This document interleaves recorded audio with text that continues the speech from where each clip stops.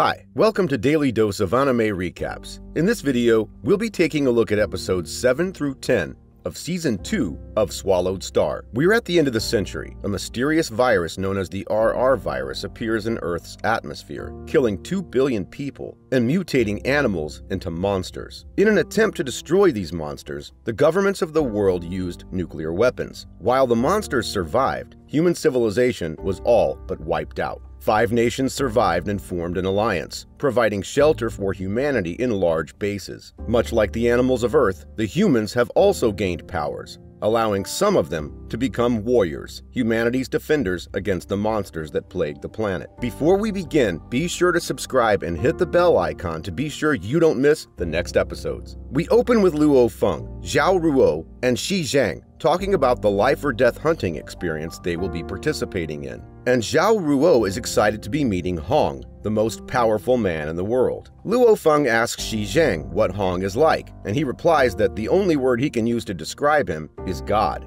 He says that he's met plenty of gods of war before, but they're like stars in the sky compared to the sun when it comes to Hong. He goes on to explain to Luo Feng and Zhao Ruo that the southern continent is one of the 3 most dangerous places in the entire world, and that it's a sun-scorched land that is a paradise for monsters. The students all line up and a ship appears in the sky. It opens to reveal 2 cloaked warriors. Luo Feng recognizes one as Elder Zhu Ji, the warrior who saved him in the first episode. Shi Zhang is surprised Luo Feng knows him, since Elder is a title that surpasses War God in the War God Palace, but that here at the Academy, it's more appropriate to call him Inspector Zhu. He explains that the other cloaked figure is Inspector Vladimir. Time freezes as a man descends an invisible staircase, and Luo Feng feels as if the very universe is pulling him in. He wonders if he truly is in the presence of a god, as he's feeling fear, as if the man could kill him with just a glance. The man is greeted by the training camp's instructors, and then he makes his way towards Luo Feng. He smiles at him and commends him on his powerful mental strength, before addressing all of the students, reminding them that their goal is not to be war gods, but something greater. He and the other instructors then move at staggering speeds into the building, leaving the students in awe. Luo Feng is told that Hong wishes to see him privately. Hong tells him that his spirit powers put him on the level of a high war god, but warns him